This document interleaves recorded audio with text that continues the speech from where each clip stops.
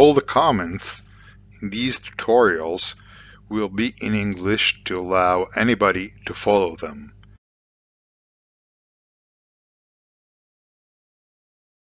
Hi and welcome. My name is Fausto Distante.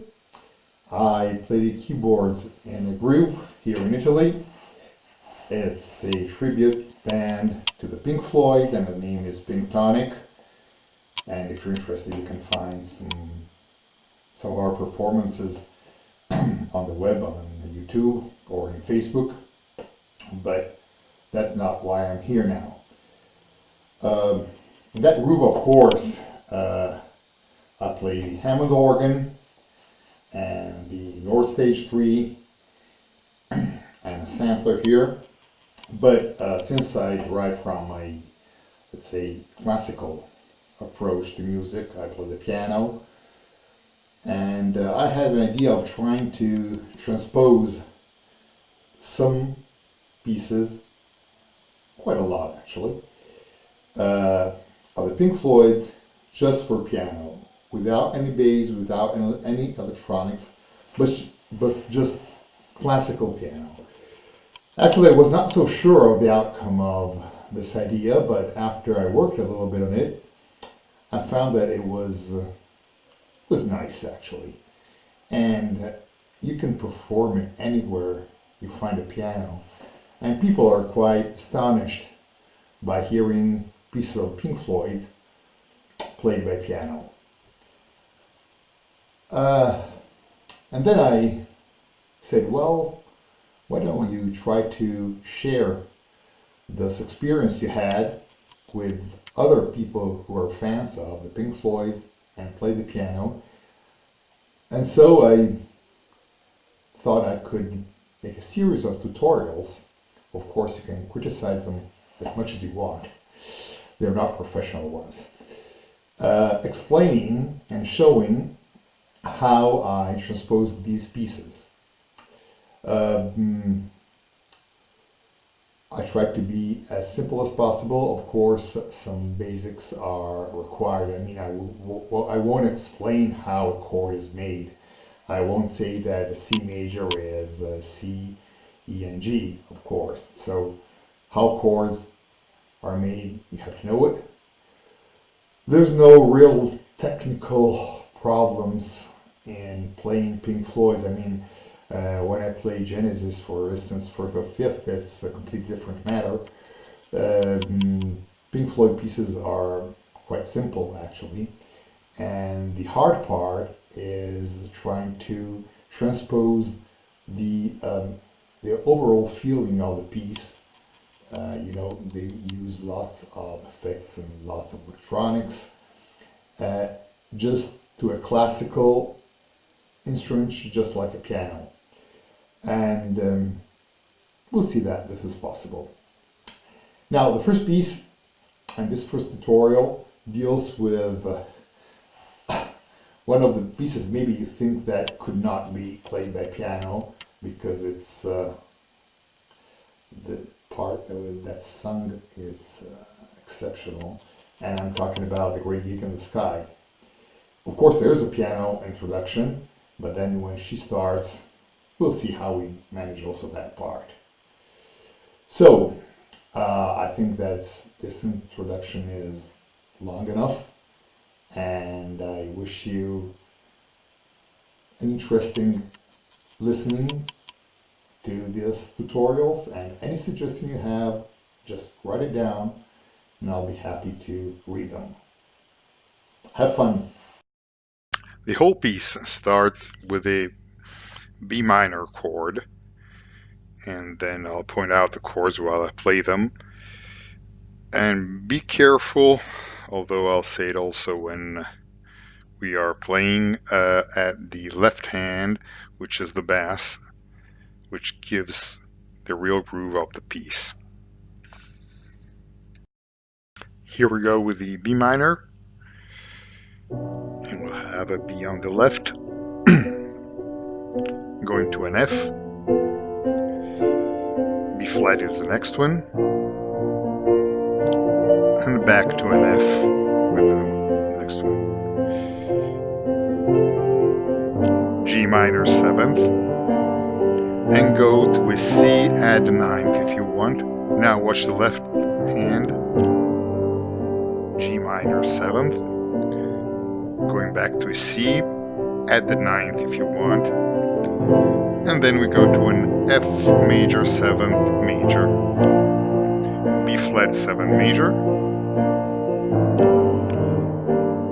E flat major 7th,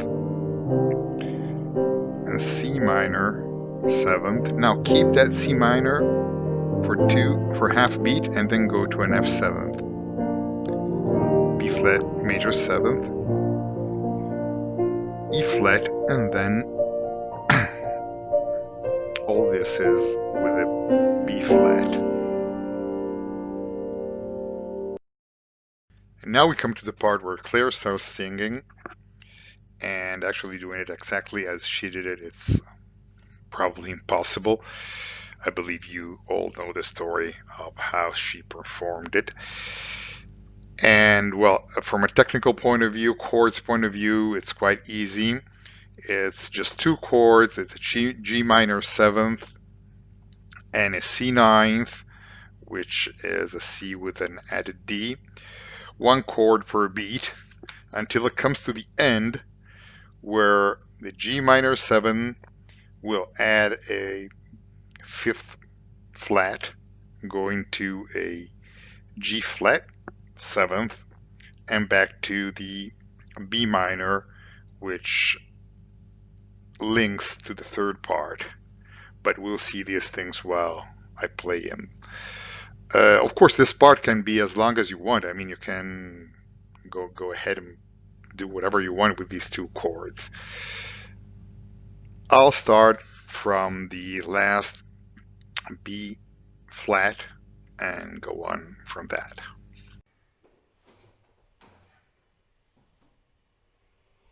And here is the B flat, and then we'll go to a G minor. And here you go.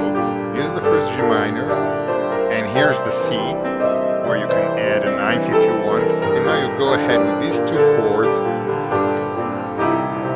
doing whatever you want with that, trying to keep up what Claire did. So you see it's just going from G minor to C major 9th. The highest note you have with your right hand is the A.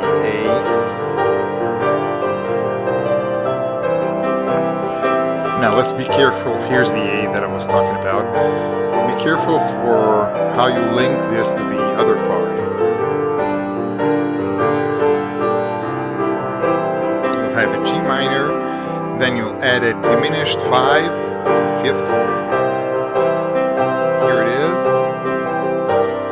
Diminished 5th, G flat, and then B minor. This is the, let's say, only difficult part of that. So let's do it again, slowly. You go from A.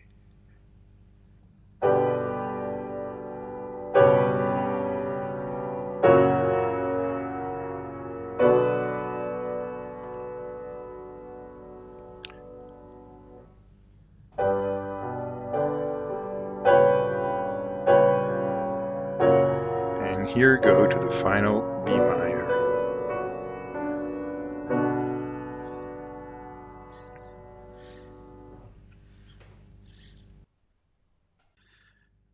Now we get to part 3, which it's very delicate and goes back to the sequence of chords at the beginning. So we have the B minor, the F, the B flat, and so on. And well, I think it's just the best we see it together.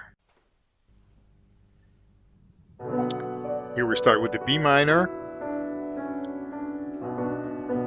and then we go ahead with the F, just in the beginning, the B flat, that evolves into an F, and this is the G minor 7th, the C, if you want to add a 9th, it's okay, Again, G minor.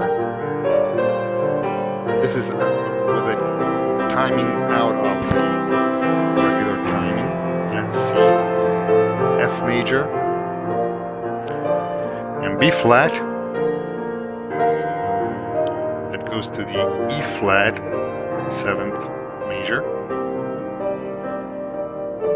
C minor,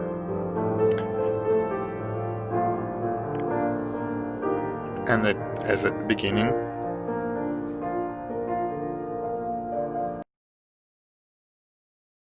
And so finally we get to the last part, which is again two chords, G minor 7 and C ninth, played in a very heartedly way. And I think don't have anything much to say. Just beware at the final chord, which it's a G minor 7th, but it ends with a G minor 9th. So the last note that you can hear is an A.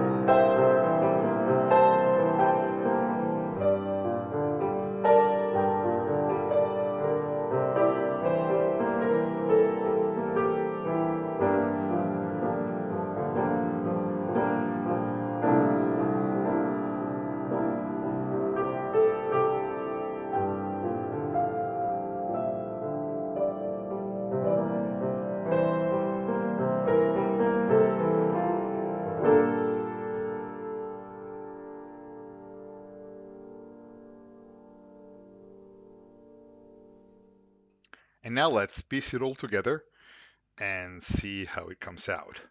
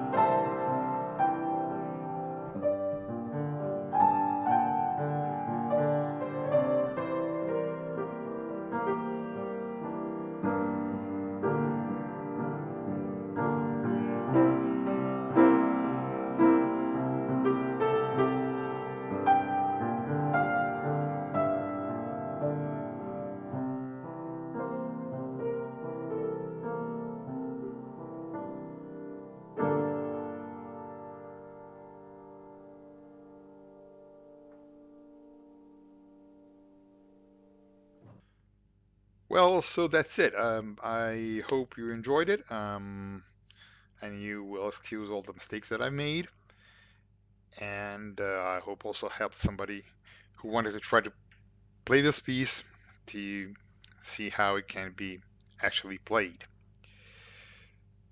Thanks for listening, and see you in the next tutorial.